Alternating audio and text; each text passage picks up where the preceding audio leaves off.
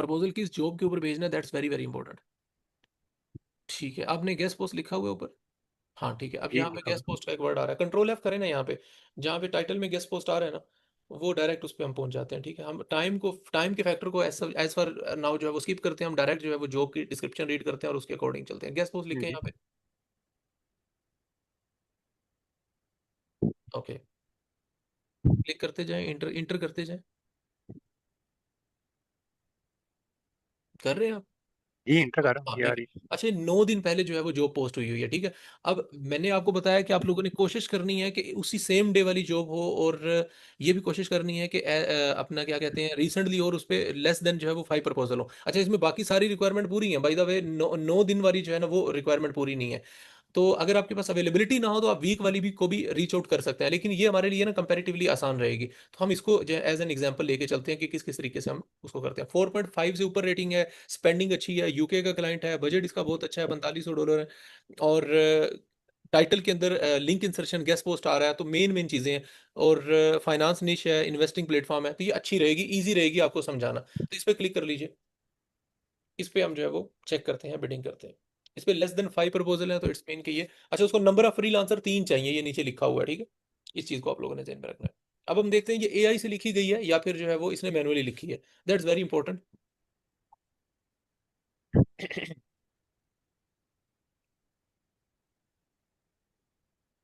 अच्छा, अब ना प्रपोजल लिखने का ना 3 तरीकों से हम प्रपोजल लिखेंगे। ठीक है, एक तो ये तरीकाकार होता है जो कि लो एफर्ट होता है। ठीक है, 3 तरीके होते हैं प्रपोजल लिखने के जो हम नॉर्मली यूज करते हैं।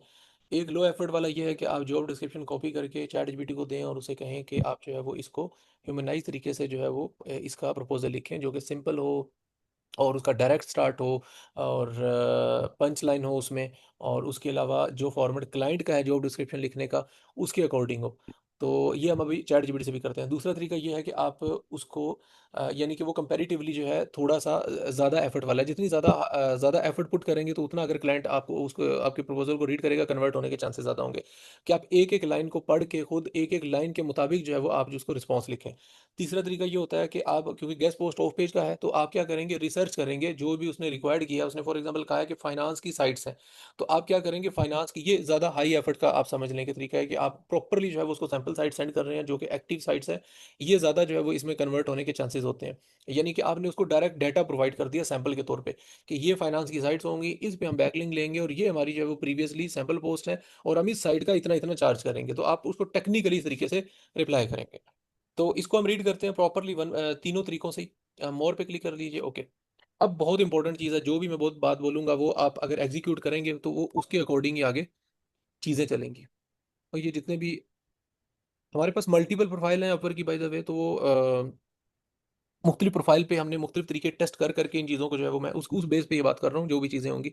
जो सबसे ज़्यादा चीज़ मैंने ऑब्जर्व की है कि हर, अब ये एआई बेस नहीं है ओवरऑल, ये जो सामने आपको नज़र आ रही है ना, ऑब्वियसली ये लाइनों का डिफरेंस, और ये नीचे इंपॉर्टेंट नोट लिखना, और उसके बाद उसका स्टार्ट, फिर उसने जो हेलो लिखा हुआ है, फिर उसने 50 लिंक पर मंथ है, ये एआई नहीं लिखता नॉर्मली। ठीक है, उसके अलावा उसने कुछ डिस्क्लेमर भी लिखे हुए हैं कि ये चीज़ें नहीं होनी चाहिए, इससे हमें पता चल जाता है कि ये एआई की नहीं है। एआई की किस तरह की होती है हमें पता चल जाता है, उसका फॉर्मेट और स्टार्ट हमने खुद लिख करके देखिए, उससे भी आइडिया हो गया।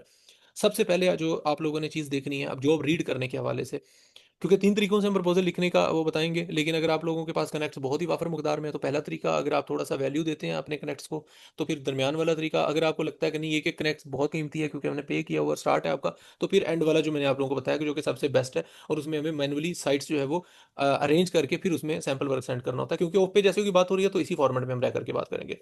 अब क्या होता है, जो मैंने चीज़ ऑब्जर्व की है कि हर एक का जॉब लिखने का जो खुद बंदा लिखता है उसका तरीकाकार अलग-अलग होता है। कुछ लोग होते हैं बड़ी टू द पॉइंट और शॉर्ट बात लिखते हैं, यानी अपनी जॉब डिस्क्रिप्शन बड़ी शॉर्ट लिखते हैं, तो वो चाहते भी शॉर्ट रिस्पॉन्स ही है। ठीक है, टू द पॉइंट जो है वो चीज़ें चाहते हैं। कुछ लोग जो है वो तकरीबन ना शॉर्ट होती है ना ही बहुत लंबी होती है जॉब डिस्क्रिप्शन, तो वो चाहते भी एटलीस्ट इतना होता है कि उनको फॉर एग्जाम्पल अगर 10 लाइन में उन्होंने जॉब डिस्क्रिप्शन लिखी है तो वो चाहते हैं 10 लाइनों में उसको या 15 लाइनों में जवाब मिले। कुछ लोग ऐसे होते हैं जो बहुत डिटेल में लिखते हैं, और वो ज़्यादातर एआई से लिखवाई होती हैं, और बाज़ औक़ात ऐसा होता है उन डिटेल में लिखने में भी कंपनी की प्रॉपर रिक्वायरमेंट होती है। जब बड़ी कंपनीज़ होती हैं ना, वो अप्रूवल होते हैं, सीईओ का अप्रूवल होता है, उसके बाद उनका जो मार्केटिंग मैनेजर होता है उसका अप्रूवल होता है, सारा प्रॉपर फाइनेंस जो मैनेजर होता है उसका अप्रूवल होता है। प्रॉपरली जो है वो जॉब डिस्क्रिप्शन को पहले फाइनलाइज़ करते हैं, फिर पोस्ट करते हैं, और अगर वो आपको हायर कर लें वो लॉन्ग टर्म चलते हैं।